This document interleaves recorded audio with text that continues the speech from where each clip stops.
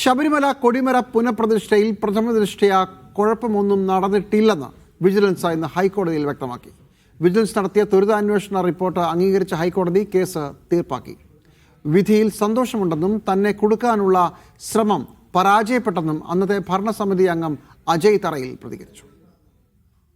ശബരിമല കൊടിമര പുനർനിർമ്മാണത്തിലെ ക്രമക്കേടിൽ കേസെടുക്കാൻ തെളിവുകളില്ലെന്ന് വിജിലൻസിന്റെ പ്രാഥമിക റിപ്പോർട്ടിൽ പറയുന്നു. കൊടിമര നിർമ്മാണത്തിനായി സംഭാവന ലഭിച്ചത് 412 ഗ്രാം സ്വർണമാണ്. ലഭിച്ച മുഴുവൻ സ്വർണവും വാജിവാഹന അഷ്ടദിക്പാലകരുടെ നിർമ്മാണത്തിന് ഉപയോഗിച്ചുവെന്നാണ് വിജിലൻസിന്റെ കണ്ടെത്തൽ.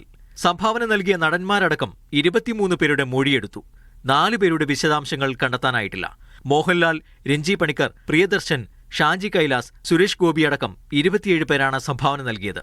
സംഭാവന സ്വീകരിച്ചതിന് ASP കുറുപ്പ് സംഭാവനാ സ്വർണത്തിന് ദേവസ്വം രസീറ്റും നൽകിയിട്ടുണ്ടെന്ന് അന്വേഷണത്തിൽ കണ്ടെത്തി. 2017 കോൺഗ്രസ് നേതാവ് പ്രയാർ ഗോപാലകൃഷ്ണൻ പ്രസിഡന്റും അജയ് തറയിലും CPM നേതാവ് K രാഘവനും അംഗങ്ങളായ ബോർഡിന്റെ കാലത്തായിരുന്നു കൊടിമര പുനഃപ്രതിഷ്ഠ നടന്നത്. ഇങ്ങനെയായിരിക്കും ഹൈക്കോടതി പറയാൻ പോകുന്നതും ഇതായിരിക്കും വിജിലൻസ് റിപ്പോർട്ട് ചെയ്യാൻ പോകുന്നതെന്നും ഇത് തുടങ്ങിയ സമയത്ത് ഞാൻ പറഞ്ഞിരുന്നതാണ്. ഞാൻ ഹൈക്കോടതി ഓർഡർ സ്വാഗതം ചെയ്തതാണ്. കാരണം ഈ ക്വിക്ക് വെരിഫിക്കേഷൻ വെച്ചത് നന്നായി.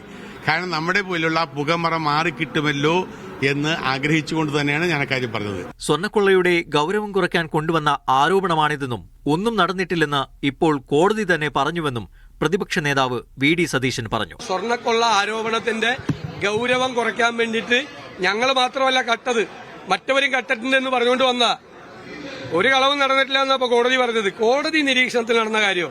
അതോടൊപ്പം ശബരിമല സ്വർണ്ണക്കൊള്ളയുമായി ബന്ധപ്പെട്ട അന്വേഷണ പുരോഗതി റിപ്പോർട്ട് SIT ദേവസ്വം ബെഞ്ച് മുൻപാകെ സമർപ്പിച്ചു. മാർച്ച് 31-നകം കുറ്റപത്രം സമർപ്പിക്കാൻ സാധിക്കുമെന്നായിരുന്നു കഴിഞ്ഞ തവണ SIT ഹൈക്കോടതിയെ അറിയിച്ചത്. മീഡിയ 1 കൊച്ചി.